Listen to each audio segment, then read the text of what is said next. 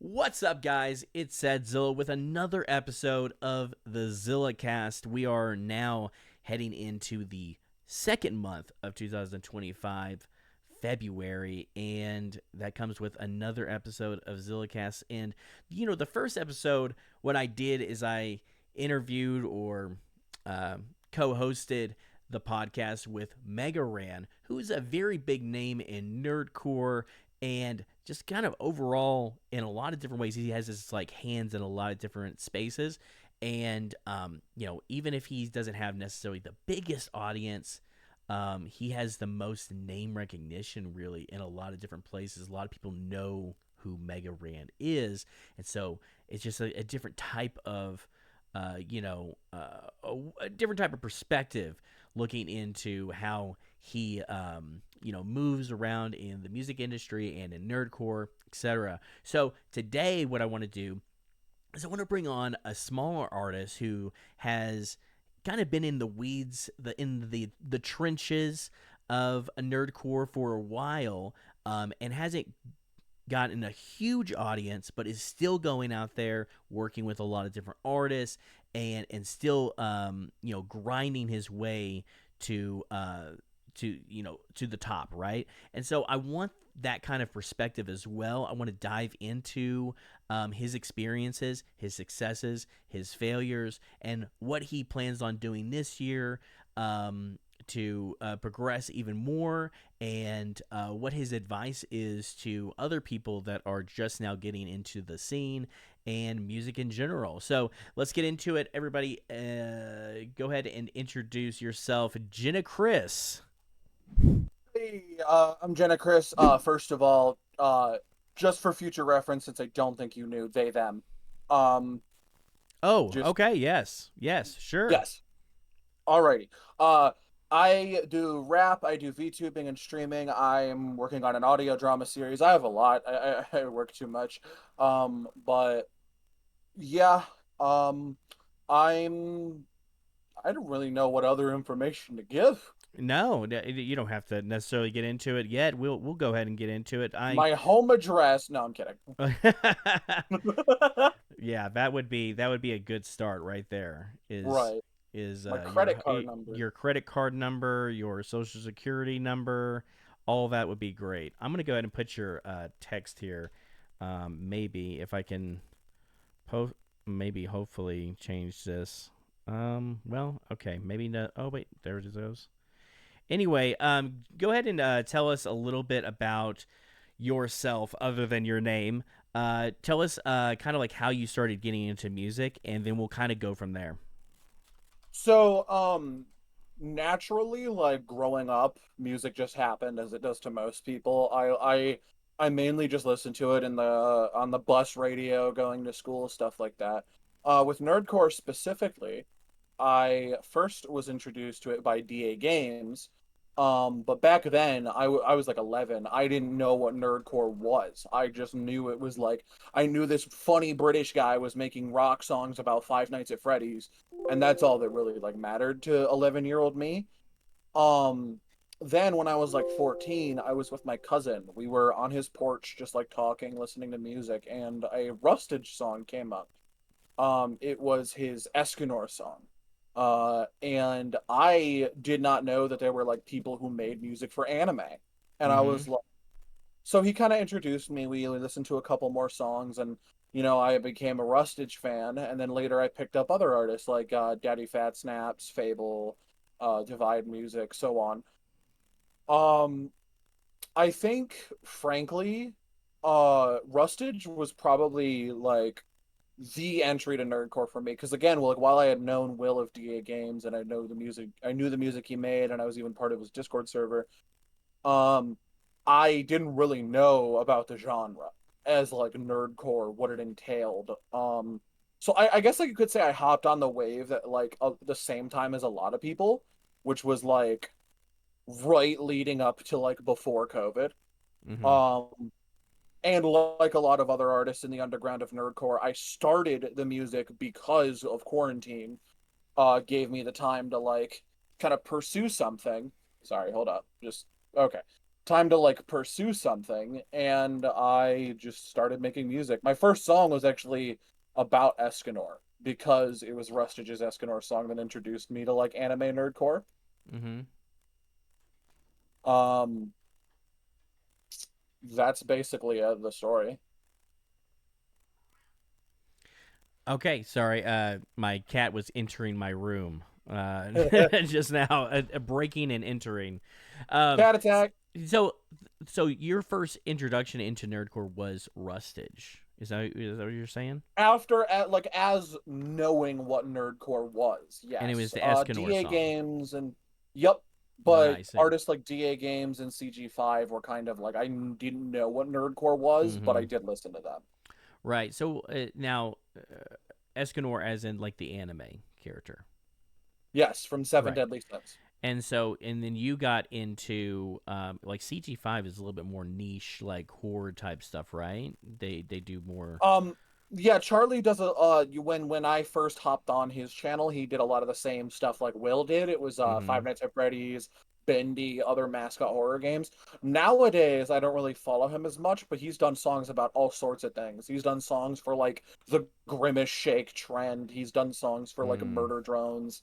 Um, basically whatever like is around. If there's like a meme trend or a trending series, Charlie will probably do a song for it at some point. Yeah. No, I just He's all recently got introduced to him by happenstance. I think I was looking at people on TikTok at the time that were doing nerdcore adjacent stuff, and he was one of the big ones that I just didn't even realize was doing stuff. I think he has like 3 million followers on TikTok. It's kind of crazy, and oh I was yeah, like, he's "Go ahead." even outside like the YouTube and like social media music sphere, he's really huge in like areas as a singer. I'm pretty sure he even sang the national anthem for a sports game once. Oh, really? Like the guy he's incredibly talented. He's a great singer. Mm-hmm. Yeah. Um, Yeah, it's really interesting. No, see, like, okay, like we'll get into just like some nerdcore stuff. Really dive into, the scene and community part of it. But before that, I bring up Rustage, and we were talking about CG5, and he raps about or sings about certain things, and Rustage kind of has his own lane. Like you don't see Rustage do a lot of the more like horrors type stuff, right? Or like yeah, even like he's video games most of the time, right? It's usually like pretty much just anime stuff or anime, like cartoons, and a yeah. surprising amount of mythology. Yeah. He did like a Sherlock Holmes song for, Yeah, and he's whatever done reason. songs for like he's done ciphers for the Greek gods and stuff Uh like that. yeah. Um, True nerd stuff right there. right. But like CG5, like you said, gets into these more kind of more niche things. And it's just an example of like how diverse the scene can actually be as far as subjects that people can get into or whatever. And I was looking at your Spotify and things that you were getting into. You have like a Roblox song. You had like gosh, your top five when I was getting into your top five. I was actually went back I way bet you far I could back. probably list off my top five on Spotify. Probably not in exact order, but I could tell you at least four of them. Yeah, you have the Um, Roblox song. You have the Five Nights at Pressure, Freddy's. Toy Yeah. Airplane, Mm-hmm. Madman, and above Madman. Actually, above Madman is one hell of a boss. You have One Hell of a Boss, which is number three, and Yeah. Madman is not on here. But you got your new Oh, song, which you just released, and I want to get Blood and into that Ashes. later. I want to get into your new song, yeah, Blood and Yeah. Ashes, a little bit later because I have some notes Right. on that.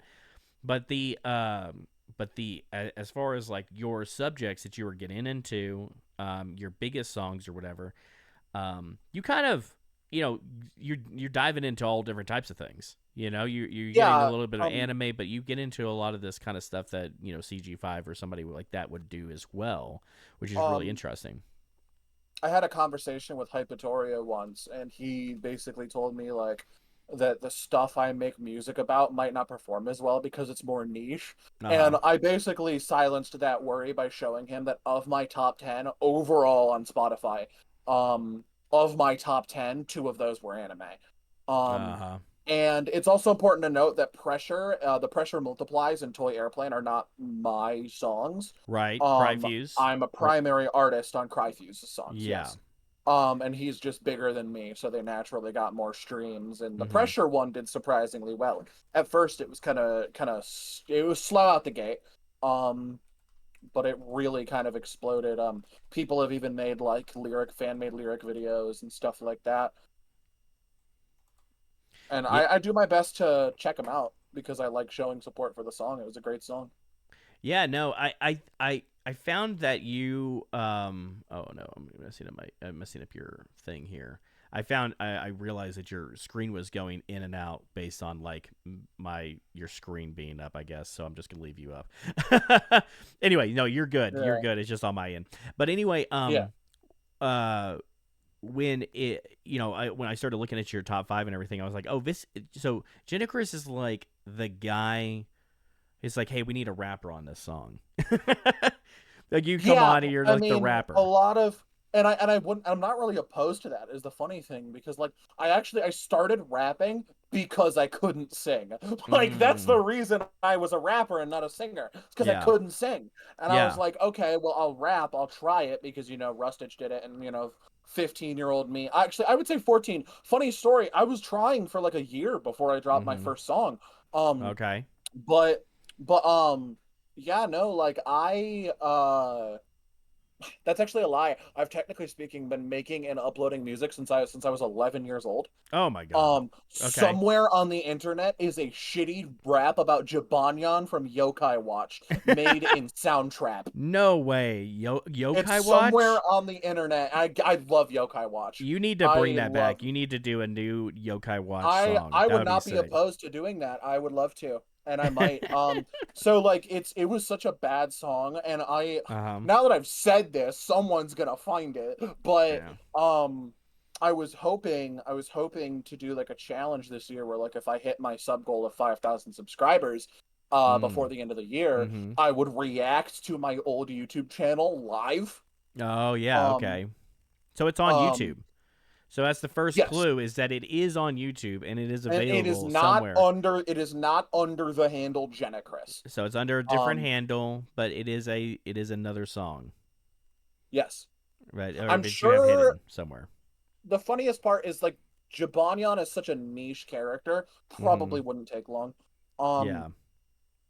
but anyway, like I've been making music for a while, but like 15-year-old me was like, okay, I think rapping is just easier. And then like as Yeah. time went on, I grew to like I was not into rap as much as I am today. Mm-hmm. Like because of Nerdcore, Yeah. it inspired me to get into more mainstream rap and things like Mm. that and like have this appreciation for the art form that I didn't have when I started. Um because I joined Nerdcore back at the era where we were talking about it on Twitter, where bars were as simple as like Izuku Midoriya, you can call me the hero with all for one or Yeah. one for all. You And know, it's like, it's funny. So, like, if for the people who don't know what he's referencing to, on Twitter, there was this trend going around. It's like, oh, like I, never quit singing, and then you show like a pitch or you show a video of like where you were before and where you are now or whatever. And Connor Quest, bless his heart, he posted his or whatever, and he showed his old song versus his new song and everything. And honestly, listen, I'm 100%. I'm trying to be 100% real. I don't want to sugarcoat anything anymore with anybody in the scene. Like I'm just like unapologetically going to be myself. And I was kind of low key roasting a lot of people's old stuff because it deserves to be roasted. You know what I'm saying? At the end of the day, this stuff deserves to be roasted because it's where we came from. It's great. It's awesome. It's good to see where you went. But, like, if you look at where people are now, it's so much oh yeah, better. You know what I'm saying? And, yeah, definitely. Connor Quest, he even posted on there, he said, I can't remember what he said or whatever. He says, oh, well, it was worth it for the syllable count or whatever. He's, like, defending it or whatever. And I'm like, hey, whatever, dude. Yeah, but we get I mean, even like, we get defensive even but I about but like the stuff that where we came from, right? but I get it. I get it because like that, like I guarantee you, like I mean, I understand that kind of syllable rhyming, like that Yeah, multisyllabic rhyming, for sure. not something a lot of rappers do early on into their career. They kind Exactly. of like expand on it. So I get what he's saying, but at the same Totally. time, I don't think he was being defensive. I think he was more just being like, hey, in hindsight, This like is what I was doing. Yeah. you're right, 2020 Connor Quest thought this shit was hard as fuck. Yeah, Like exactly. And I that's love it. I love it. That's what's great. and that's I how I'll hear people be like, "GENICHRIS, do you like?" I think I'm a bad rapper, and my response will always be, "Well, you're on beat. That's more than I could say for most of the underground." Yeah, right. Yeah, that is a very true thing. That I mean, like one thing I was actually gonna bring up to you, whatever, is, um, and maybe we're kind of getting off topic a little bit here. I think we're still on topic for the most part, but when you come to see like your style of rapping, one thing that I will give you like a lot of credit on is that flow wise, you know how to, as well, especially now. Like you, I mean, I listened to some of your really old stuff, like your first songs that you had released as solo. I mean, you've improved greatly since then. I don't know how young you were then, but now, like, you really do have like a flow, and you know, get in those pockets and everything. And it's funny because like a lot of nerdcore, especially like new people that are getting into nerdcore, they're trying to find their footing, and they're just getting into rap. And they sound very like Sugar Hill Gang, like Yeah. So you I mean, know, and I give a lot of the underground credit because of the things we're rapping about. Most mm-hmm. new artists are like teenagers. And Right. I was 15 when I started. When I Mm-hmm. released my first song, Lord, which is not on streaming, so you can't really find it. Um, Not yet. I mean, the Escanor song, I privated a lot of my older stuff because Mm-hmm. of like the new me mentality. But Yeah. basically, like I I was 15, and a lot of people were even younger. Like look at like Ven, right? Ven is absolutely fucking insane Mm-hmm. and is running laps, but like Ven is shit, I want to say like 16. Mm-hmm. Um and that's like insane to me. Have you ever Yeah. seen there's this meme where it's just like Sonic the Hedgehog and Mm. it's captioned like I just saw someone younger than me being extremely talented. Day ruined. Like that's Right. that's how it felt sometimes. Like Frosted is like 16 and Frosted is insane. Um Frosted. yeah, Frosted. I don't think I've seen Frosted. Frosted submitted for DPS's Don Da Don Uh Openverse. huh. Oh, And okay. his audition impressed them so well that like Mm-hmm. they're helping him Oh, with like nice. equipment and room treatment and stuff like Oh, that. it's nice of them. And I he fully deserves it. He's Yeah, insane. that's Um awesome. I, I honestly I felt like I was someone who like picked up on a couple people in this community like early. Uh-huh. I feel like kind of like a bounce pad, and that might sound egotistical, like oh I'm the reason you are where you are. I'm not like No, trying to yeah, say I made just anybody, dial in on that, dude. You should just but openly like be like that. You guys are but not. like You guys are only here because of me. You should post that on but like Twitter. look at like Jethro. Uh huh. Jethro is great. I worked with Jethro like 2 years back, damn near now, Mm-hmm. on Brand New Monster, which is my Sakuna song. Uh huh. Um, and like Frost that I've been working with even like longer since like 2021, I Oh think. yeah. Um, and like a couple of these people I've been working with for a while, and they're like crazy now. So it's Mm-hmm. like really cool to see.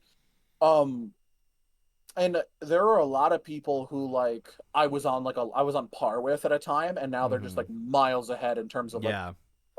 size and engagement. Mm-hmm. Suyo and I hit 100 subscribers on the same day. Oh yeah. And now And what is now he at? look, Yeah, where is he at like now? 7K, I think. Yeah. Um Yeah. and like I generally attribute most of my lack of growth to the fact that I just kind of fell off the map in terms of Mm-hmm. consistency. For a long time I just was Yeah. not uploading consistently, Mm-hmm. and that's why I've spent like most of this year prepping song drops Okay. like so far. um like I have a couple songs out the gate now. I need to touch base with a couple features, but other than that, like we're basically kind of set. Well, let's get into that, Chris. You know, Chris is your real name, right? Yes. Okay, just make sure. My name is also Chris. I don't know if you knew that. Oh shit. Yeah, we didn't touch on that. Yeah, my name is Chris. Christopher, I guess. Yes, Sam. Um, Sam. is yours with a C or a K? C. C. Okay, so we're twinsies. Um, so I want to get into that. So you've been at this for since 2021, something like that, right? 2020. It's 2020. Okay, because when was your first song on Spotify? Uh, on Spotify, I don't Mm-hmm. remember the exact date, but my first song I released was on YouTube, which was on December 26th of 2020. Um, YouTube Brain. Got it. I mean, I just like didn't have Spotify. I Yeah. didn't have DistroKid back then, so I just go by like what I Is it? Did you technically. did you do that because like you saw like Rustage and everybody else, or whatever? They were more like YouTubers. I just didn't know about distributors. Really? Okay. Okay. You'll And so you you'll were you'll like, grow to I'm gonna make understand music throughout. and I'm gonna put it on YouTube. You'll understand throughout the throughout this podcast episode Uh that huh. a vast portion of my growth and my learning in this community has been, I didn't know this. Like, literally the other day, there was this big thing that everybody was losing their minds over on Twitter because apparently I didn't know that, like, the order you put your plugins in when mixing Oh yeah, mattered. I saw that. I saw that. Yep. Yep. Yeah, I did I not know commented that. on it. I didn't. Yeah, it's Um, it's one of those things that I actually learned later on too. It's not something that I really put thought into, but yeah, like it makes sense. I mean, you even said on Twitter, okay, actually makes a lot of sense that, like a compressor would make in your hindsight, reverb yeah, louder or whatever. It would compress your reverb or whatever. I guess it just like never crossed my mind. Literally the last few days I've just been like tinkering in FL trying to Mm-hmm. figure out like how the order will change the overall sound of my mix. Oh yeah. And that's one thing that I want to touch on and bring back to this new song that you just dropped back in December, the end of December. Um, you know, one thing that I was noticing, and I didn't get to listen to your entire discography, okay, but Right, of I course. I got I got to listen to about 10 to 12 songs, something like that. And one thing that I noticed was you like consistency is one thing, right? As far as like, oh, I'm gonna get music out, right? But Yep. also you need like a consistent sound and a consistent, like I guess like quality standard, I guess you could say, Like I was listening to one track and it was like, oh, this one doesn't have as that great of a mix, but this one has an amazing mix. You know what I'm saying? And GENICHRIS sounds crazy on this or whatever, but on the other one, it sounded like like you mixed it, or maybe I don't know how much experience you have with mixing or whatever, but it's like, you know what I'm saying? And so, So, go ahead. um, I've been mixing since about 2021. Mm-hmm. Valentine was the person who taught me, someone who isn't really around in the nerdcore space much anymore. Mm-hmm. But he taught me basics on how like the basic FL plugins worked, and I kind of just evolved from there. It's important to note that it's only recently, like I think around the time that I released Death, Mm-hmm. Your Time, when I released that song, I got new plugins. Mm. Um, until then, I was working with like basic default FL plugins. It's also important to note that like I sometimes have trouble specifically with like volume leveling and gain staging. Yeah, that's one Um, thing I noticed too. I was actually gonna bring it up so to you. on like the Dobby and Shigaraki songs, Uh huh. I had a bit of a hard time figuring out how to make the chorus come through on the Dobby song because that's a Yeah. very like very sounding beat. You get what I Yeah. mean? Like it's Mm-hmm. orchestral, it's Yeah. loud, and like it is an NF beat if I recall. Uh huh. Um and so like that was tough. With Blood and Ashes, it was a little easier because like Yeah. loud beat, loud voice, it was kind of Mm-hmm. kind of matched. Um but yeah, mixing consistency, like when I can get a good mix, it's a really good mix. Yeah. Like, but that consistency has been another thing that I've been trying to work on. Yeah. No, I bring it up. I don't bring it up to like criticize you or Of whatever. course. Like it's not like that. The reason I bring it up is because this is a problem, or this is an issue that a lot of people have. and you're sending this music out into the stratosphere, and sometimes it'll, you'll bring somebody in, let's say with a like a good mix or whatever, and then they hear the next track or whatever, and they're like, oh well, I mean, I like the last track. That this one has potential, but maybe like the mix is off or something like that, or something is, one thing that DPS had said was, he said in a interview, and DPS is a huge audio engineering nerd, so Right. like I have to take it with a grain of salt with him, and Fable too. Like they are very audio engineering, like They're very particular. they're locked in, you know what I'm saying? But Yep. he made up a really good point, and there's nothing wrong with that. But he made up a good point. He was like, the reason that he focuses so much on the mix and getting it to where he wants is because the less things that he people have in their ear, those little things, the little frequencies or whatever that, you know something about it subconsciously they don't like, the more of it he can get rid of those things, the more, broad that, the audience is going to be, and Right. enjoy the song, you know what I'm saying? I agree 100%. There have been like certain bits in songs where I'm like, this specific syllable of this specific word could have Yeah. used a little less volume, and that turns me off and takes me out of the song. Like, so I understand completely where he's coming from. Like, DPS is Yeah. one of the people I idolize him, and Mm-hmm. I used to idolize him in like a really unhealthy way, especially like even Oh. late last year.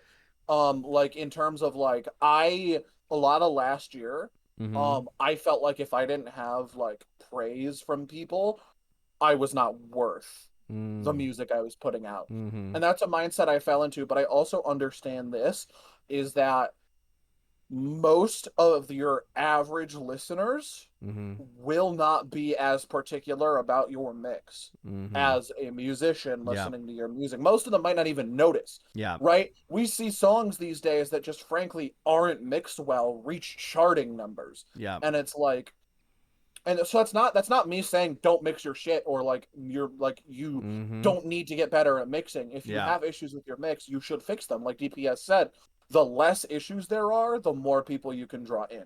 Yeah. But at the end of the day, your average listener doesn't really like see these issues as well as another musician would.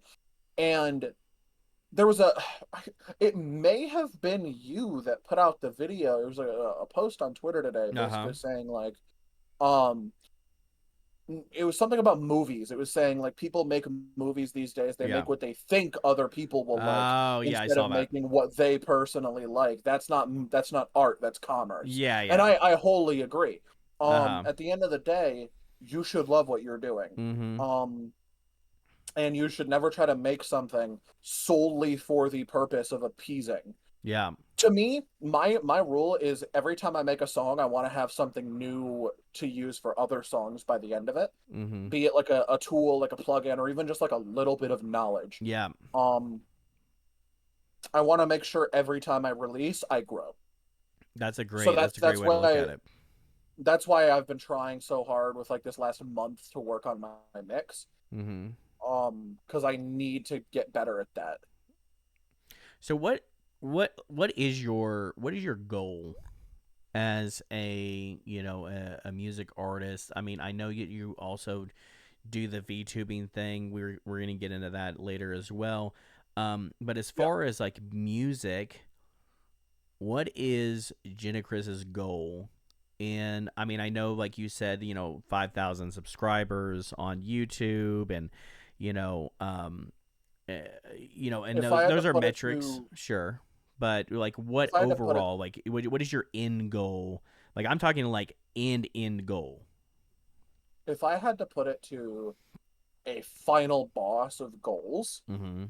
it would be that I would want to have enough income to ensure that my father never has to work another day in his life.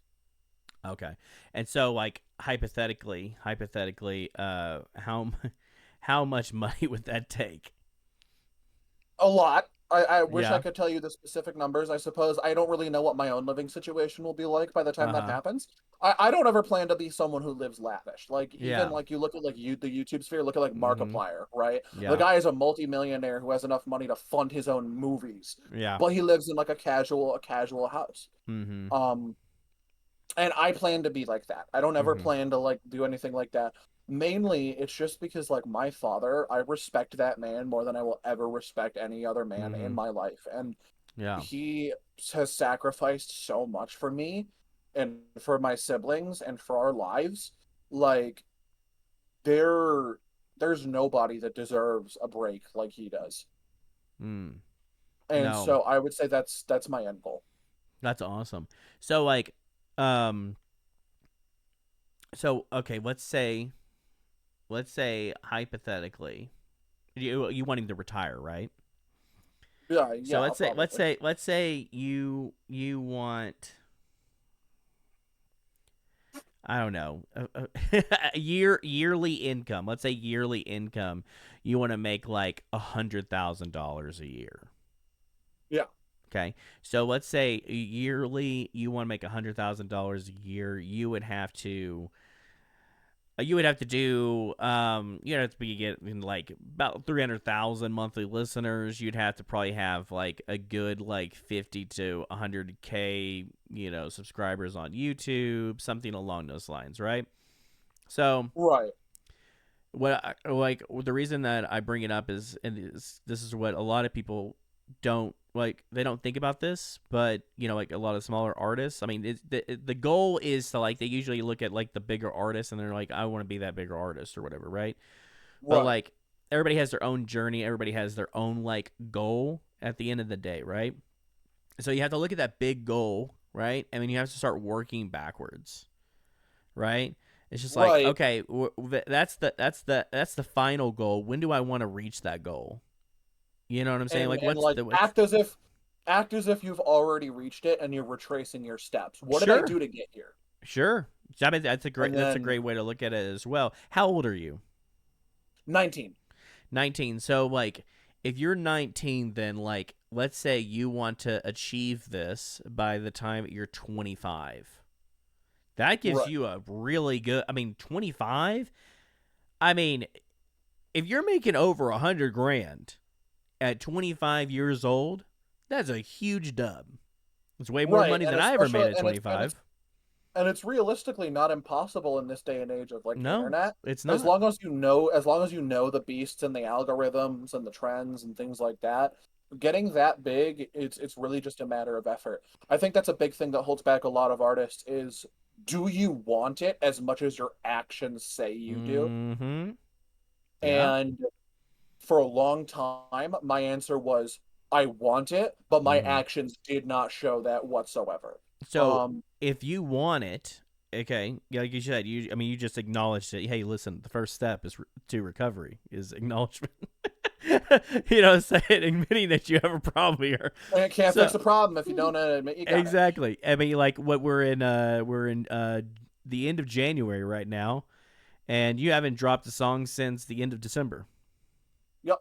You know, so And what is because I see a lot of smaller artists. Listen, this is where I'm going with this podcast. Okay, for everybody, this is just a little disclaimer. Okay, because I love these kind of conversations. Thank you, GENICHRIS, for being here for this podcast episode.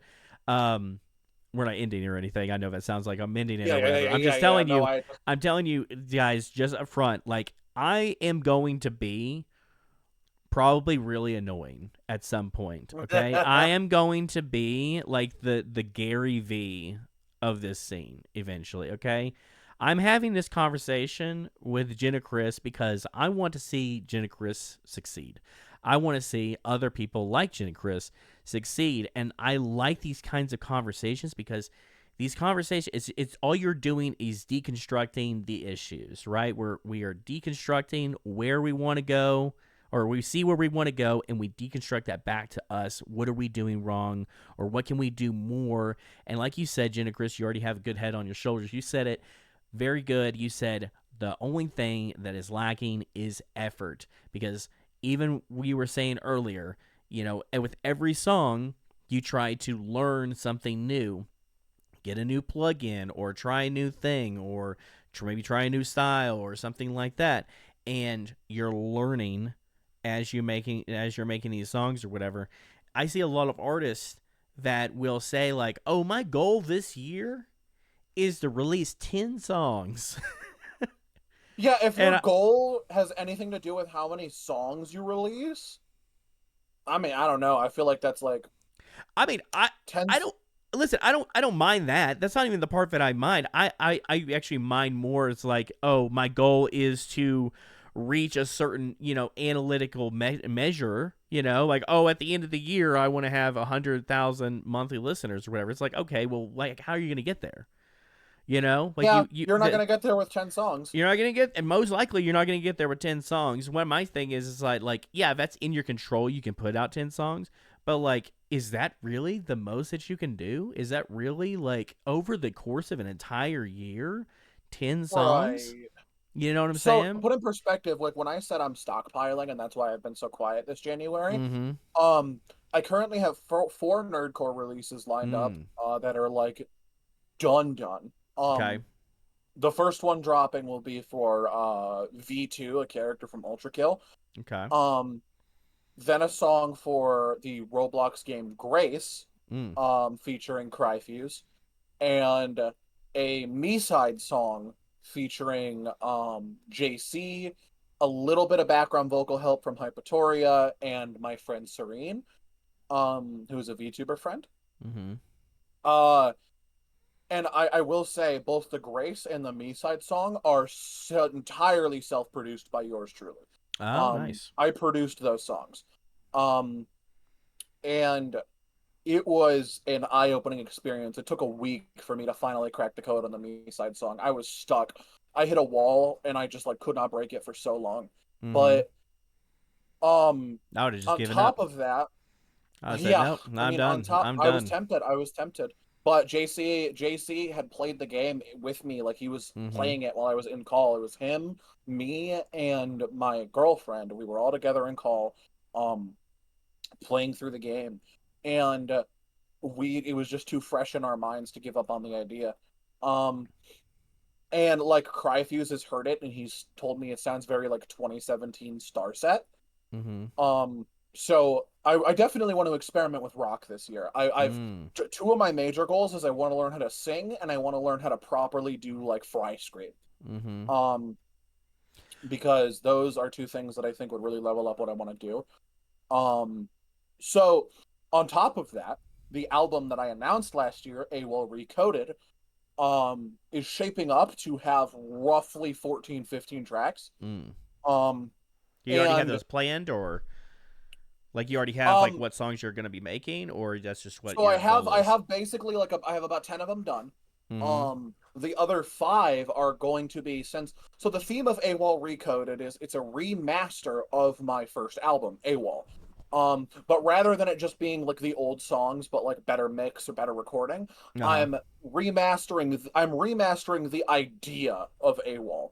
AWOL was made just for me to be like, I want to make an album, makes album. Um, Mm-hmm.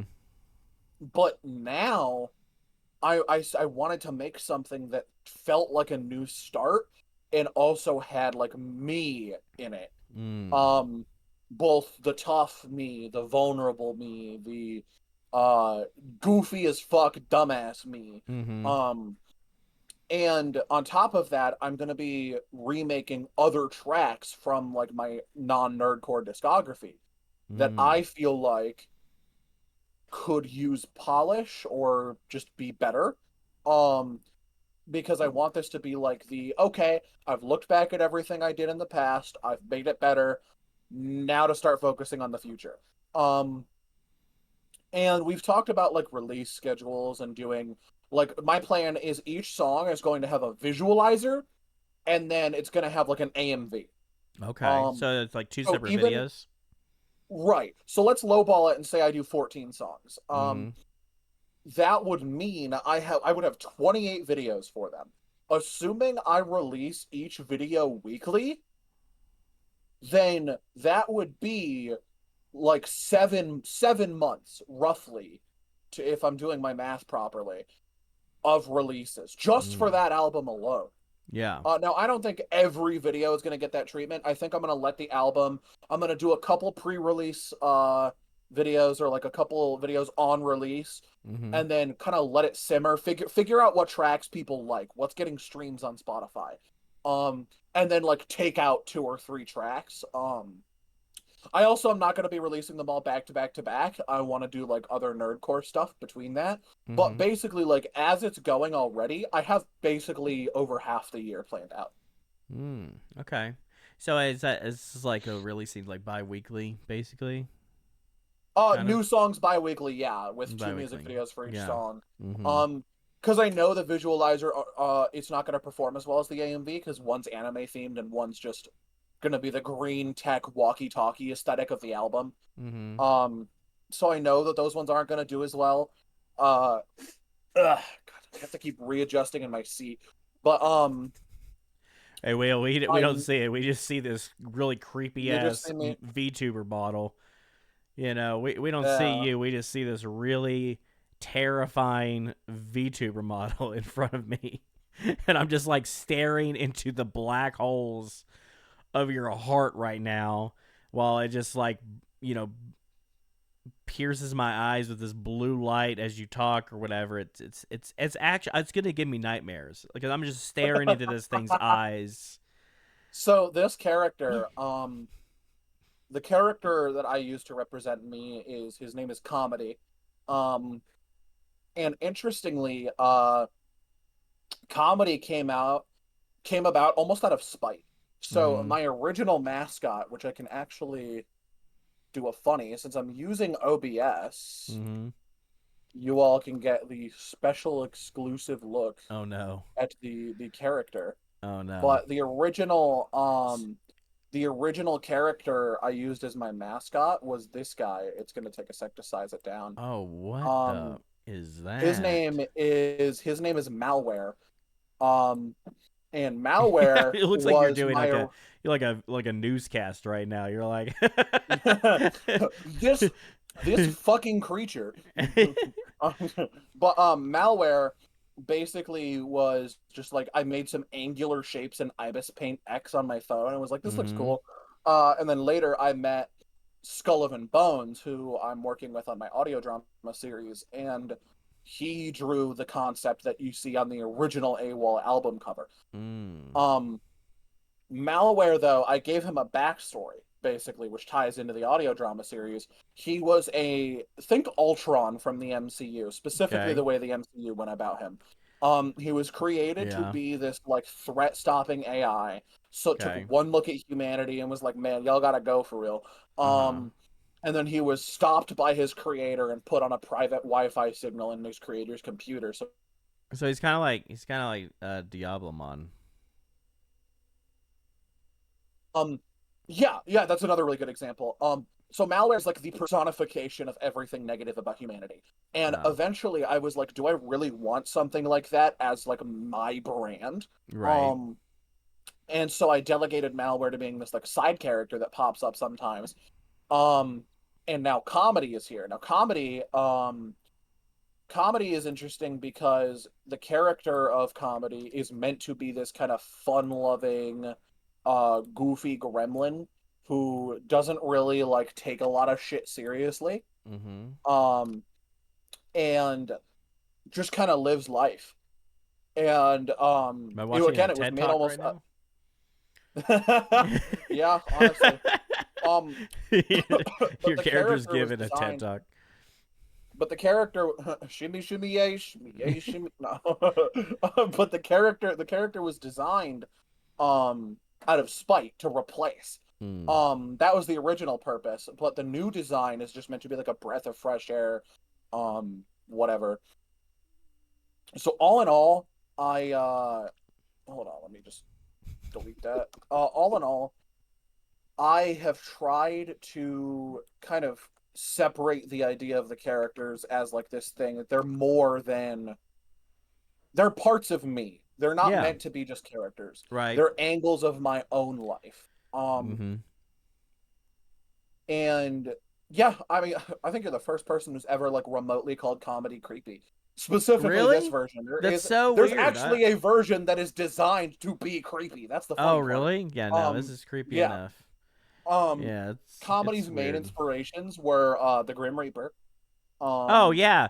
the Why would I think he's creepy? He's only inspired by literal death. Okay. um Greek comedy masks, obviously, hence the name comedy. Uh-huh. Um and NF. The rapper? Yes. Specifically the initial fit pre the Hope album. Okay. Um because I wanted to do something similar. Initially comedy started out as like a live action outfit. I would be wearing a mask with a hoodie on. Oh no. Um but I'm what we in the world of Earth call a fat ass. And I did not feel consciously like like I did not love my body enough to think that Mm-hmm. that was something I wanted to do. Yeah. Um, it was Coffee, my current artist and the one who drew this model, who offered to like draw him. Uh-huh. And the original design didn't have I could probably find images of the original design. The original design didn't have any like it didn't have the jacket, it didn't have the UFO pants. Mm-hmm. Um the original design for comedy was very like almost blander. Um Oh, okay. Yeah. For and some reason that I looks like it. less for some reason that looks less creepy. I think it's the less blank face. I Yeah. think it's the fact that the face is more expressive and has like Yeah. the wide, happy eyes of a comedy mask. That's true, Um, yeah. It looks more like the character but from the one that's always crying in Amazing Digital Circus. Gangle, Dangle, yeah. Yeah, that's what it kind of reminds me Gangle, of. yeah. She actually is my favorite character from that series. So that's funny how that works That's out. what? Um, Dangle's a girl? Gangle's a girl, yes. Gangle. Um, Gangle is her name. Gangle, I the characters, haven't watched the latest episodes, so maybe yeah, I'm behind. the female characters in the circus are Ragatha and Gangle. Hmm. The other one, Zubul, who looks like just a bunch of shapes, Mm-hmm. is I believe gender fluid. Okay. But most people just refer to them with neutral pronouns, Mm-hmm. they them. Yeah. Because that's how everyone in the show refers to them. But everyone else, other than like Pomni, Ragatha, and Gangle, is male. Got you. Got you. That's interesting. No, Other than I what's don't, up? I was gonna say I don't know about Bubble. I forget. Oh I yeah. think Bubble is a guy, I but mean, whatever, come whatever. on, it's Bubble. It's a bubble. It's a fucking bubble. Yeah, It's a bubble with sharp teeth. we don't have to get into that.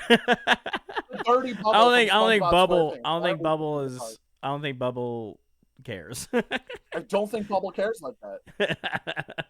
um so now since we're kind of getting into the VTuber talk, Yeah, you know, so what is your well, okay, I don't want to get too far into like your goals necessarily with being a VTuber, but like what I mean, I think I have an idea of like why you wanted to do VTubing because apparently you don't really like the way you look for the most part in real life. You yeah. just kind of mentioned that, so you kind of want to have this character kind of represent you and represent your personality and not have to be It it worried felt about everything else. Yeah.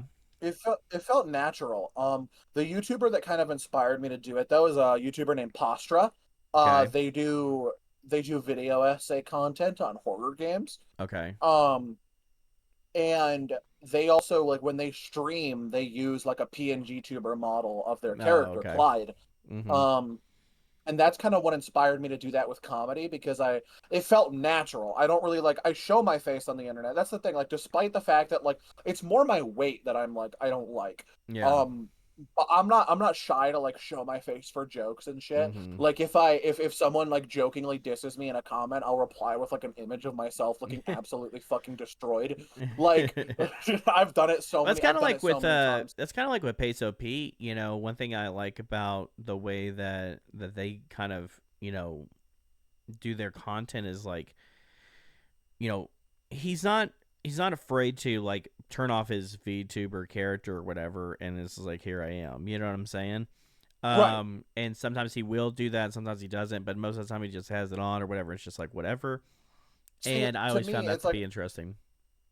I do need people to get used to what I look like because one of my bigger goals, it's not like my end game goal, Mm-hmm. is to perform at NPC.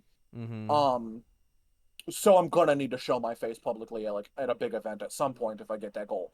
Sure. Um, I mean, there's a lot of them. so There's a lot of those artists though that are still kind of operating as anime profile pictures till to this day. well, that's But true. Also, like for a lot of like when D Husta DJ'd at NPC 2023, he kept his mask on for like the entire thing. oh really? Um, yeah, but in 2024 he performed, so he took it off. I see. I see. But like, yeah, there are a lot of VTubers who still operate with that. Yeah, Like, because and that's then like there's it's some a thing on VTubers. VTubers is that like most of the well, I don't know if most of them, but a lot of them in their community, they don't like to show or Yeah, the obviously show face reveal themselves, is right? Yeah. usually like a big event for a And VTuber. it's like Um, usually like them saying bye, basically. Usually, right? That's them or it's graduating like or something. it's usually them graduating, or it can be like a huge sub goal or Mm-hmm. something like that, or a charity. It could be Yeah. for any number of things, but it's never like a thing that just happens. Mm-hmm. Um, from what I've seen. Yeah. Um, in the nerdcore space too, there's kind of the inverse, which is like a lot of creators like show their face, but also have models like Schwabity Exactly. Yeah. has like a PNG of the bear batty character. Sure. Or like what I was just talking about, like with Peso Pete, or Right. the visit Visex Visex. I think that's how you say his name. 6 seconds. Yeah, like I mean Shizzy. they're not usually releasing music regularly. I don't think. I mean, like I know that they They do some he ciphers features and on stuff, right? content like he features Yeah, on content like ciphers and stuff. He's but very in tune. He's very in like Shofu's circle.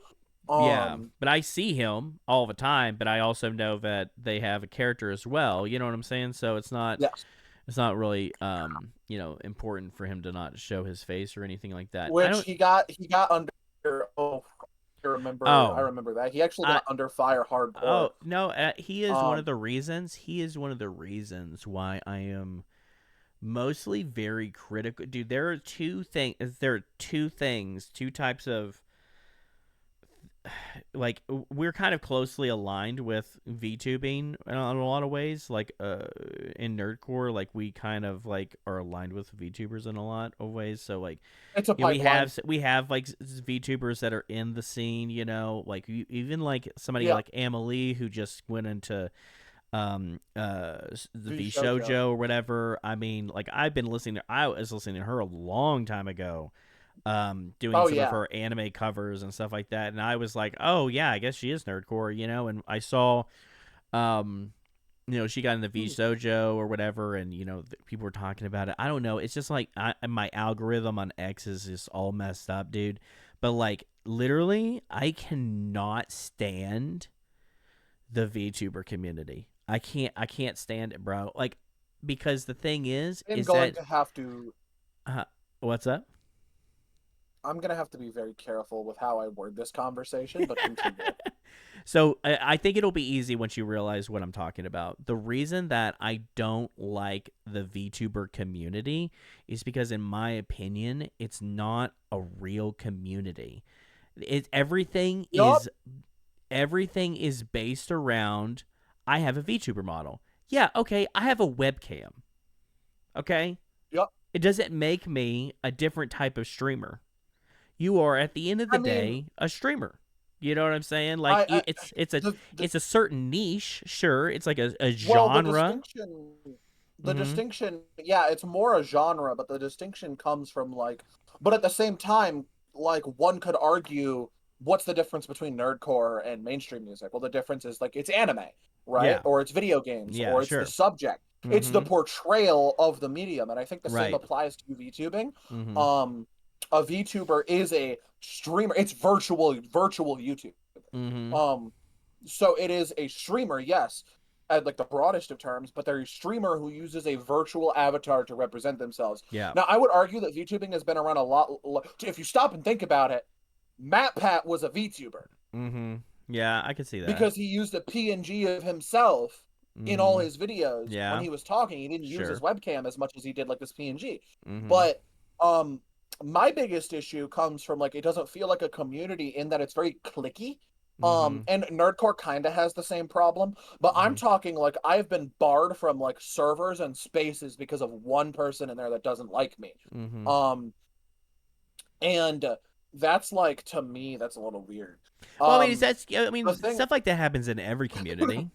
I mean, yeah, when I say community, I'm using that pretty broadly. But like my thing is that like fandoms and with VTubers, it's just like your entire personality is based around I have a model that either I created or I bought, someone did for me. and it's Right. all based around like, oh, I'm debuting a new model, or check out my new model. And then you have like these And that's riggers and because and artists that create these models that are like it is a super. very different culture. Yeah. Yeah, it's just like, Um, and then it's just like, oh, but how crazy can we to make the model? Like, oh, to let's liken make it our to model. nerdcore, Uh-huh. for like to understand it, it's the same thing with editors in nerdcore. Um, Either I edited this video myself or someone did it. Let's see how crazy I can make this video, right? Yeah. Um, and so the thing is, like to me, yeah, I can kind of agree. A lot of creators I see try to put too much focus on the pizzazz of their model Mm-hmm. and things like that. And that's why comedies like this model is not like incredibly complicated. It is Right. stylized to be me. It is stylized to be what I To feel. It's represent very something. like right, it's Yeah. comical, it's stylized. It's not Yeah. just like and so I don't know if you know, but there's this cycle that happens like once a month in the VTuber community where a female VTuber usually will say something about like male VTubers. There's this kind of Mm-hmm. stigma that Yeah. male VTubers try to use VTubing as like Tinder. Mm-hmm. Um and then like a bunch of people will come out of the woodworks and be like, no, not all male VTubers are like that. You shouldn't generalize people, da da da da da. And it's like and then they'll start using like the biggest thing that happens all the time in the VTuber community is engagement bait. They'll Mm-hmm. post things like, Yeah. "Oh, you should support small streamers. Reply Mm-hmm. here with your PNG and I'll give you a follow." And then they give you a follow and then you don't even notice when they unfollow you a week later Well, and keep the follow and that that you feeds gave them. into, yeah, and that feeds into like my views in marketing and stuff like that, because I am more knowledgeable in marketing and social media and stuff like that, and promotion. So like when I see stuff like that, I just, it's basically, what is it? It's an engagement group. Like that's all it is. It's So, like you create a group chat. It's like, hey, everybody go like my post on Instagram. You know what I'm saying? It's so so asinine. It doesn't make any I sense. It doesn't get literally anybody anywhere. a friend of mine who I'm who's live right now. I'm in their stream. I haven't Mm-hmm. muted, but we were just talking yesterday about how like so many people in the VTuber community feel like they make friends just to see what they can gain out of Mm-hmm. it. Yeah. Um, and I feel like that happens with a lot of creative spaces, Sure. but I feel like it's especially bad in VTubing. And here's the thing. Here's the reason. You want to know the main distinction? Huh. VTubing comes from three places: streaming, Mm-hmm. anime, and the biggest one, Japanese idol culture Oh yeah. is what spawned VTubing. It is a Oh yeah. combination of anime streaming and Japanese idol culture. Yep. And that's why you see it all the time. The parasocial fans, Mm-hmm. that's why that's what it's called in idol culture. When you leave and stop being an idol, you're graduating. Yep. It's just a nice way of saying you either got fired or you're quitting. Well, Um and that's that. And the subject got brought up recently. I like how we're getting spicy at oh as I'm not we, afraid. I'm not afraid to talk how I feel. so So the thing is that like recently there's been discussion about like, oh well, you if you're a VTuber, you shouldn't talk about blank. It doesn't matter what it is. It could be, So politics. It could actually, that be, ties into huh? perfectly what I was about to say. Mm-hmm. I Yeah. firmly believe, here's the thing, you and me and like other entertainers, Mm-hmm. we have our own individual platforms. You shouldn't talk about politics in the VTuber community. Who are you to tell me what I can do with my platform? Right. If you don't like VTubers who talk about politics, guess what? Guess what every single social media in the world works on right now? Curated feeds. Mm-hmm. You choose who to follow. Yeah. You choose what to see. You don't tell us what to do. You unfollow me and move the fuck on with your Now, life. I will say, Like, I will say that so like the reason that this has spawned a conversation is because you have these VTubers who have cultivated an audience that are there for a certain thing, right? And then something political happens, and then they're upset about they something and they want comment to on it. talk about it, and they bring it up, and people are like, no, you don't talk about that stuff. I don't want you to talk about that stuff. You're a VTuber. Don't talk about that stuff.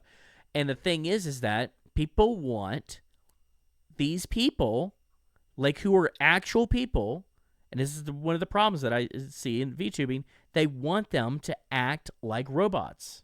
They want them Yep. to be these characters. They The want lack of face to face does not it. do any good for that at all. No, it does not. It makes them think that you are. It objectifies you even more because especially if you're a female VTuber or whatever, and Oh my god, yeah. if you have like a very attractive looking VTuber model or something like that.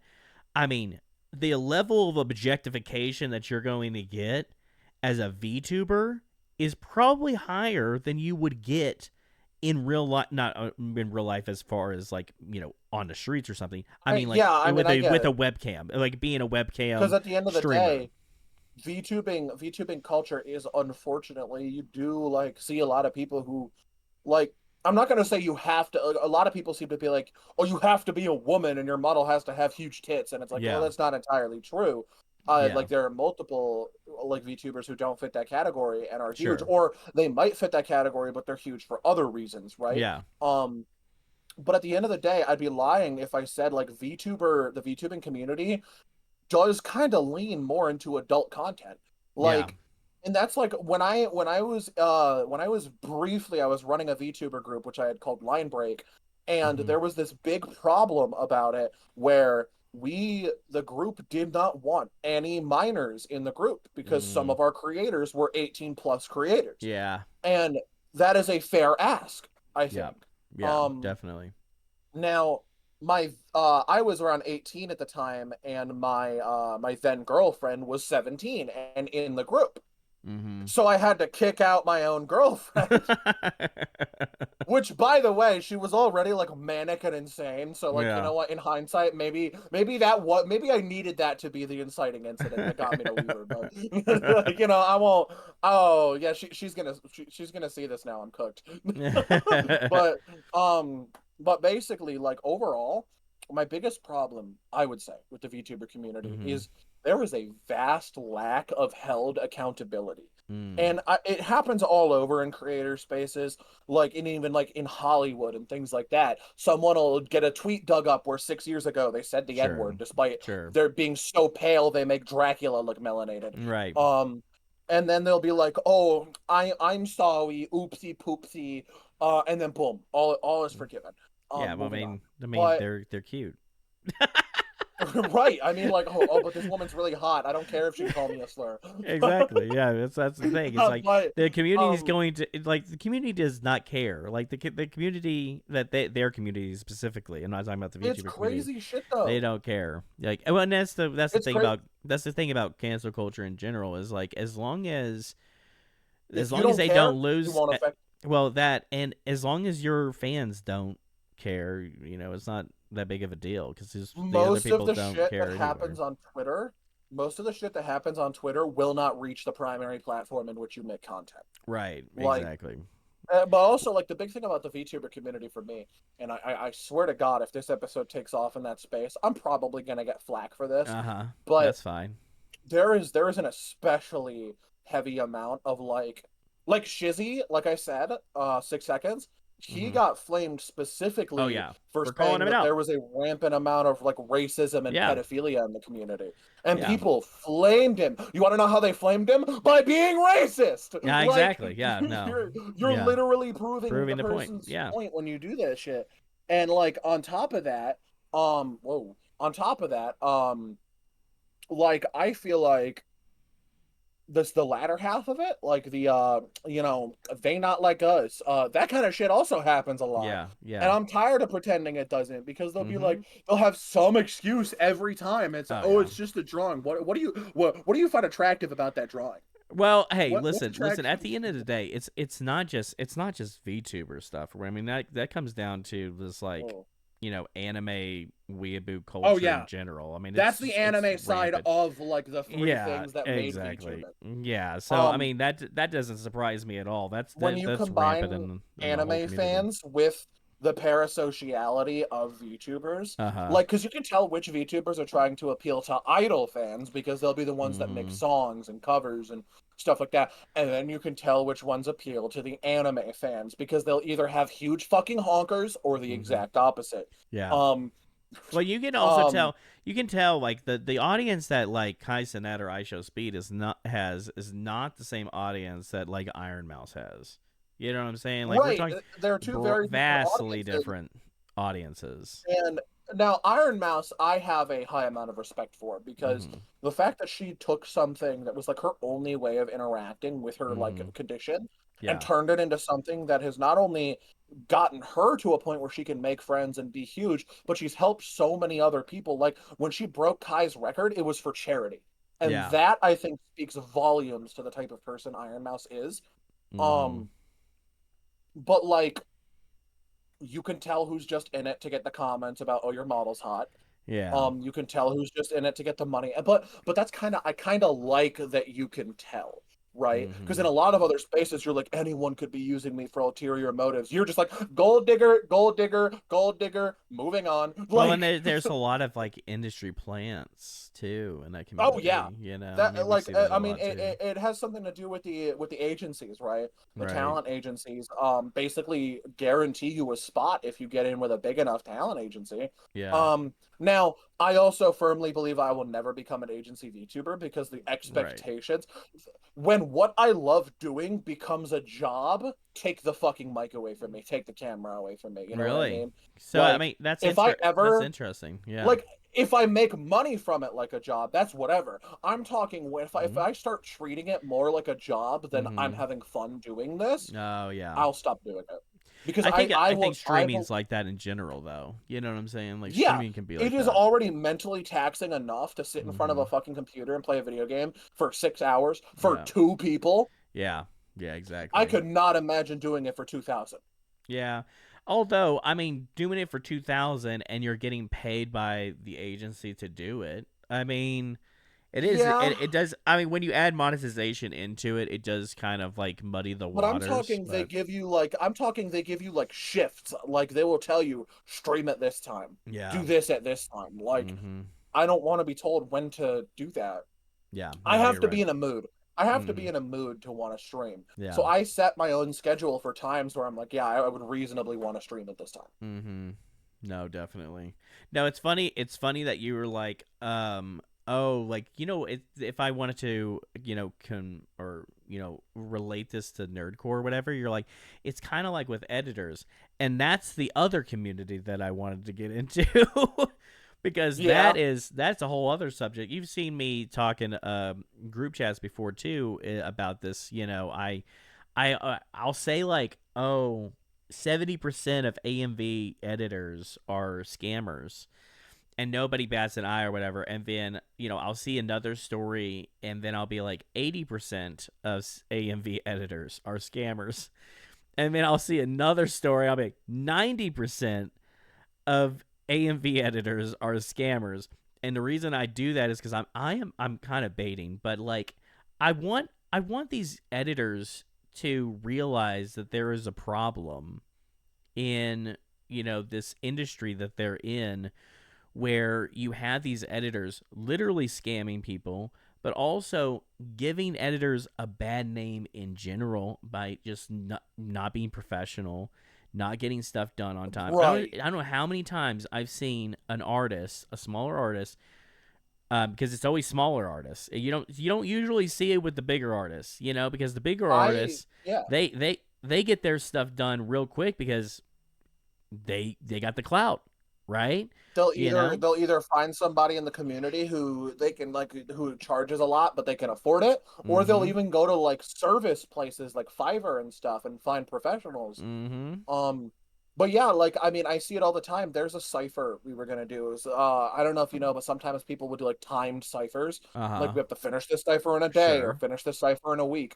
And we did one for like a beast. And I had this really cool thing because I was playing as the Thing from the movie of the same name.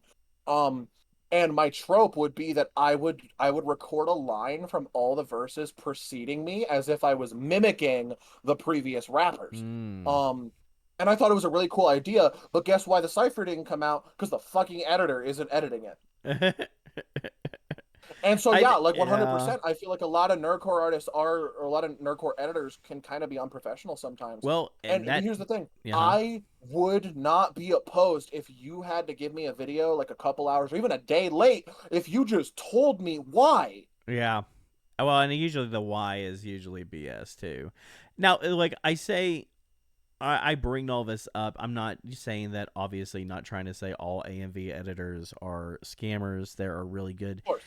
and professional AMV editors. I have a few myself that I work with, but the amount of good AMV editors that have given me stuff on time and, try to be professional are absolutely greatly outweighed by the bad.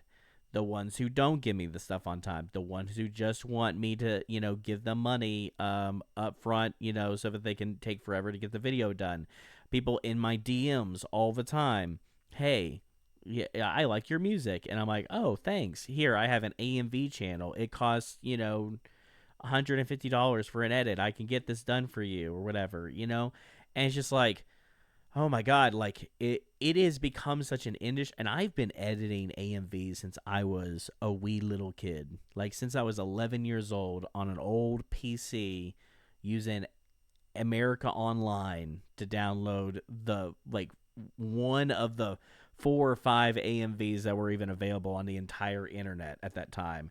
So I could put it in a movie maker and go edit my AMVs with a Nickelback song or some shit. Oh yeah, Hemorrhage by I fuel. remember I was in the era of like Skillet and Starset AMVs to There My you Hero go. Oh, and Dragon Ball. so way That was later. like, Yeah, mine. I didn't even yeah, know. I was the I was like, wait, Krillin's married to Android 18. Like yeah. that's shit. What that happens? They have a So kid.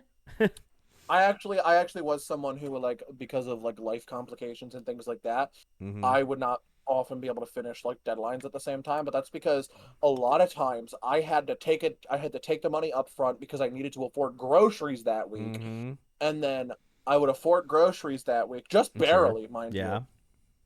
And then I would need more money for like like 2 weeks later. I would need more Mm-hmm. grocery money, so I would need to take on more commissions to get that grocery money, and I would get overwhelmed really fast. But Yeah. what I'm gonna start doing next time I properly open commissions is I'm gonna do like everything in my power to get the work done first before payment. Mm-hmm. So like if I do a verse for you, I'll send you the reference, and then once you send me the money, I'll send you the files. Yeah. Um, or like with a thumbnail, I'll slap like a watermark over the big a big transparent GENICHRIS logo over the watermark over the Yeah. thumbnail. Um, or like for a video, I'll do the same thing. Just to kind of like make sure they know the work is done and then they pay me.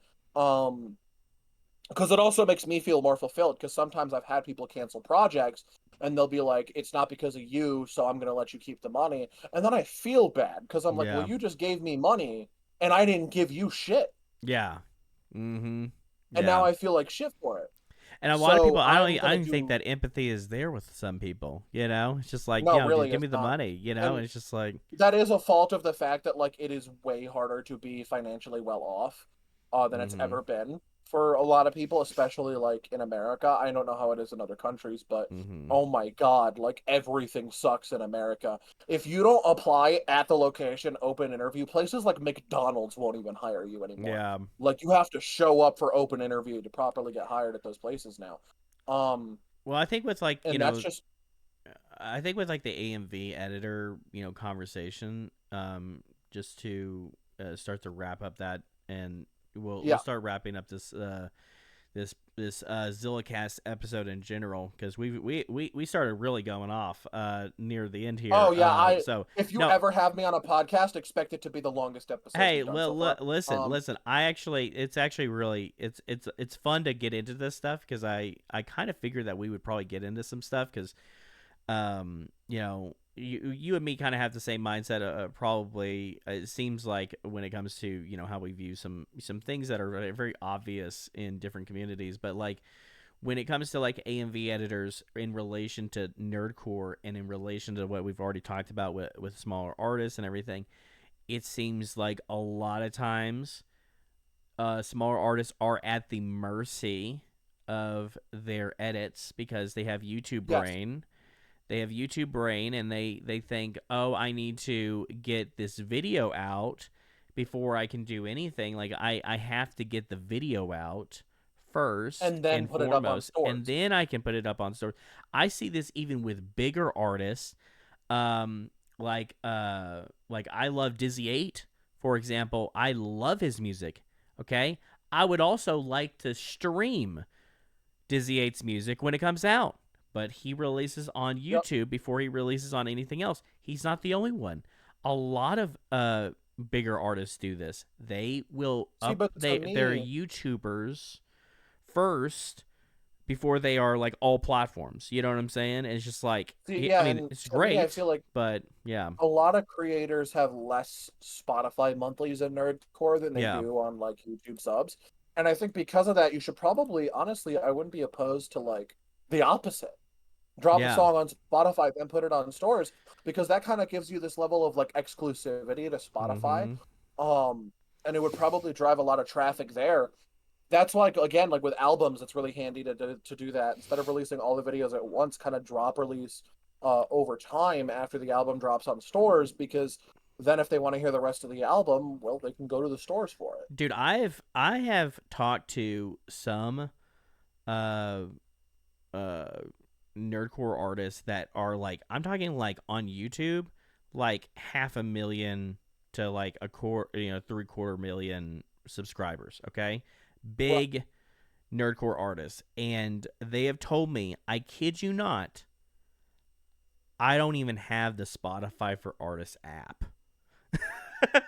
Like they don't pay attention to it at all, and then like now, I'm seeing more and more, especially some of the bigger artists, they're talking about like, oh, like look at all these streams that I'm getting on Spotify. This is crazy. My stuff is really like blowing up on Spotify or whatever. It's like your stuff probably has been blowing up on Spotify. You don't even really realize it Yep. because you've been on YouTube so long and paying attention to YouTube And that's another metrics. thing that like that's another thing that I think happens a lot, but also like it is much easier to get onto like YouTube metrics because it's Yeah, literally just like you hit the top right corner, hit YouTube Studio, boom. Whereas with Spotify for artists, you gotta log into it, you gotta claim the artist profile, and it's like sure. it's a lot longer of a process. But once you do it, it's so helpful for me Yeah. personally because like I used to get like 30 streams on my music, like Mm-hmm. at the most, right? But ever since I got Spotify for artists and I was able to pitch to like playlists and Sure. editorials and stuff Get that like that, release you're radar. not gonna see a song of mine that releases that doesn't at least break 100 streams Mm-hmm. within the first week. And Yeah. that is especially like my Canito Pet song Mm-hmm. is my fifth most streamed song on Spotify. It is also the most recent song of mine in my top 10. Again, Yeah. if you're not counting like the two Right. features I did. Because it's Um like it's new or whatever, but it still landing. Yeah. Yeah, so like that did not happen normally. Like so Mm-hmm. still my highest streamed song that I made is still one of my oldest songs. And I feel like if I had known about editorials, and playlists and pitching and how to properly pitch and when to pitch and stuff like that, use the resources at your disposal. I'll hear it all Sure. the time. I have had people dead ass tell me they don't want to put tags on their YouTube videos because they think it's cheating and they want to grow naturally. When in reality it doesn't That is matter at how all. you grow naturally.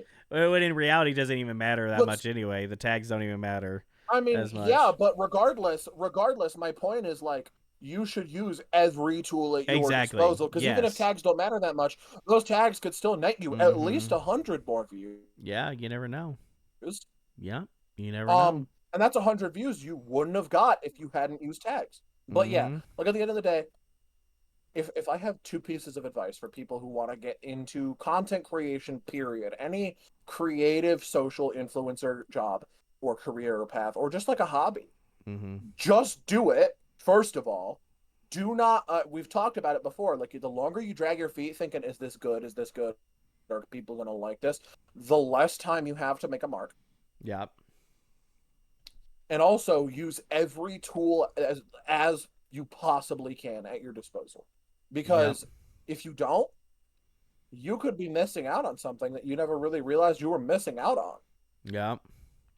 It's true. But that's what I got to say. No, I think that's a great way to wrap it up, man. Like I really appreciate you coming on, this so late notice. This was fun. I needed a person to another artist or whatever to come on here because I've been so busy with this 365 thing that like I want to do this podcast and You've I been wanted to at least. absolutely grinding. Yeah, I mean it's been quite the journey, but I this is something that I only do once a month, right? I only do one of these once a month. So the goal was to get at least one artist with a certain perspective to, I enjoy having these conversations just not only just to help, but also I can learn from like what you're doing, whether or not, it's a failure, it's a success. We can all learn from these things. You know what I'm saying? And just a touch bases with you, and you probably have a lot of the same kind of experiences that a lot of people in your position are having too. I mean, so like you can have answers to those.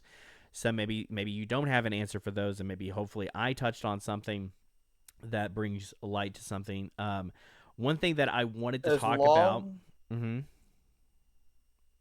As long as what? as long as I'm helpful, that's all I really care about at the end of the day. Hey, you know what? At the end of the I just day, when it comes to like, purpose in life, be of value. right. When it comes down to it, just be of value to people.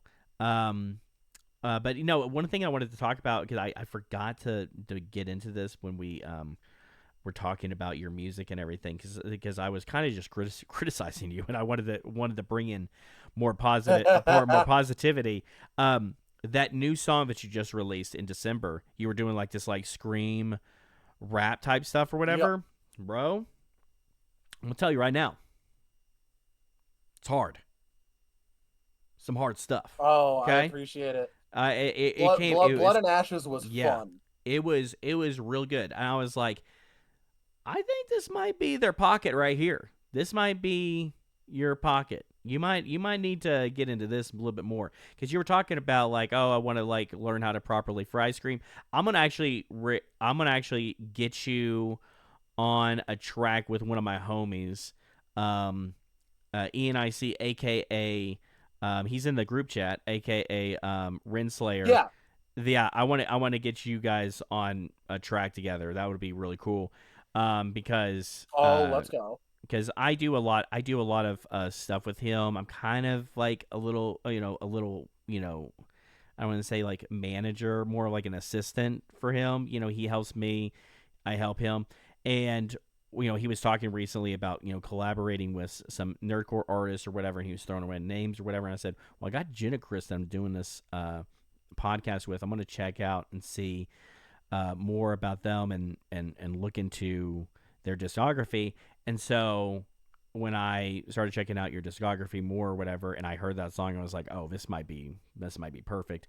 So because he does all that. So and he's a very Right. good vocalist when it comes to that, and he could probably teach you how to do the fry screaming if you want to really get into that. But I think your Well, screams let's sound pretty go. good. So I think that would pretty cool, and I think that if you're wanting to get into more of like the rock stuff or whatever, I would probably go in. This is just my opinion. You don't have to do this or whatever, but like you should probably look into more like trap metal type stuff.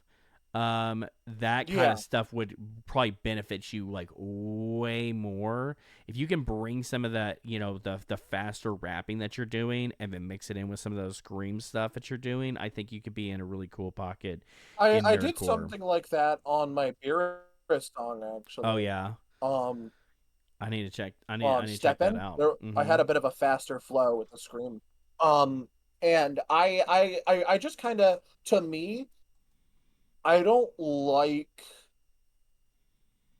I don't feel like having one pocket. You know what I mean? Mm-hmm. To me, like music and nerdcore specifically is about paying homage to the art we enjoy. So I feel Sure. like if I can make a song that I feel best represents that piece of media while also being something that I think represents the lesson or the message I want to convey, that Mm-hmm. helps. So for me, like again, like Shigaraki is a character who's angry at the world. I want Sure. to bring everything down. I want to destroy everything there is. Yeah. Well, I So that think fit. With I Dobby, like I uh did huh scream stuff at the end of Dobby during the final hook. uh huh. Yeah, go ahead. No, I was gonna say. I mean, that's good and everything, but like, especially with nerdcore, everybody has their like certain thing that they bring to the table. You know what I'm saying? And Yeah, if you are everywhere, do it. Like for example, like we're talking in a group chat with Longest Soul Ever about this recently. He doesn't want to do like anime songs, for example. You know what I'm saying? Like it doesn't perform as well for him, so he doesn't do it. And so, he could do it, but his thing is a certain thing. He does a certain thing that does really well for him, and he sticks to it. You know what I'm saying? And he also has a certain style right. of like music that he does. I think since you're still learning, more, you're gonna get into a lot of different types of genres, a lot of different types of sounds to try to figure out like what your sound is gonna be. But I think like at the end of the day, you're probably gonna end up with like one to two different sounds that you're probably going to like mainstay that are gonna be like mainstays when you're like, oh, this is what I enjoy doing the most and what works the best for me, and then like dial in on that because it'll add to your branding. It'll add to, I mean, with your creepy ass VTuber character, if you're screaming or something. I mean, it felt like it was right. That's why I wanted to bring it up. But like, So, um, one thing also that I want to know is like I am also, to me, I think being a smaller creator right now has its benefit in that I can curate my fan base as it grows. mm-hmm, In terms of like what type of people I may want in my stream chat and things like that. And I also think that's to the benefit of like I'll be able to I hope to be able to build an audience that is okay with most of what I put out as long as it sounds good. yeah. Like you'll have Now, yeah, I think at the artists end that of are the like day, that um, like the anything that they scream put stuff, out, people will like. You know what I'm right? saying? Mm-hmm. You have to like reach that And though I first. would like to, You know what I'm right? saying? I would like to build an audience that is okay with anything that Mm-hmm. I'd like to build an audience that is okay with anything I put out, but I know that that's not entirely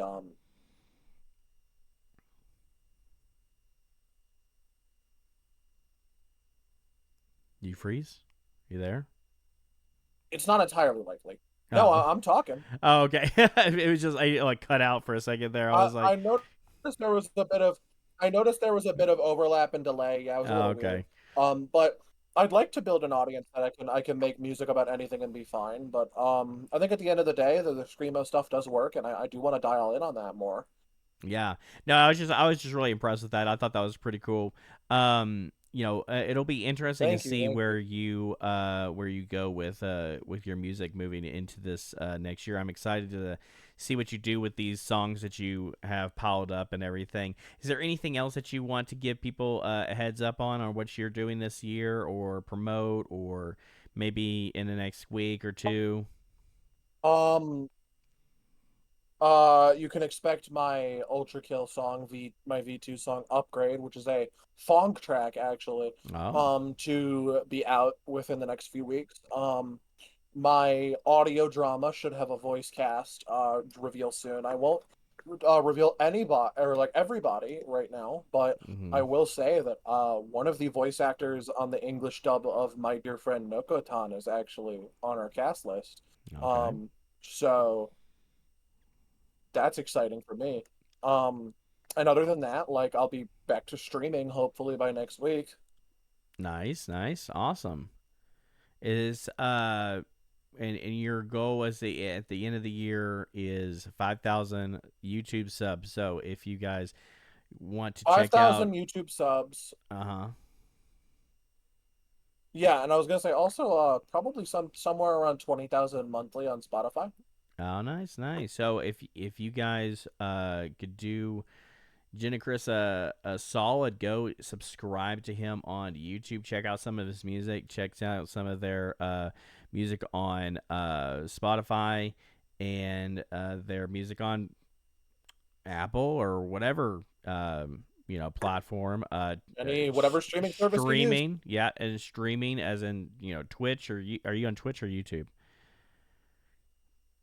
I stream on Twitch. If some of my songs are clean, you can even find them on Roblox. DistroKid lets me put them on there. Oh, there we go. Awesome. So there you go. Yeah, if we got for some reason Roblox kids on I here, mean, Roblox kids listen. in the Yeah. podcast. You Ro- don't know how many 12-year-olds like the ZILLACAST. Yeah, exactly. It'd be a very niche audience. But anyway, Jenna Chris, thank you for joining me for this episode of ZillaCast. I want to, throw it back to you guys in the comments. What do you guys think about some of the stuff we talked about? What do you think about um, the VTuber community? What do you think about AMV editors? What do you think about your own journey in Nerdcore, or your own journey as being an artist in general? What do you think about the stuff that we talked about today? Let me know down in the comments, and don't forget Who to wins in a like and fight, subscribe. Goku or Superman? Yeah, we're not getting into that. Do not get into that in the comments. We listen. I'm all for engagement, okay, but that might be too much engagement, okay. But he's sending it to the wrong There's audience. engaging and there's instigating. Exactly. But anyway, thank you guys for joining me and Jenna Chris on this episode of the ZillaCast. I'm not sure who I will be interviewing next month, but maybe you have some The suggestions Rock. on who I should interview. Let me know down in the comments. And yeah, until next time, peace out.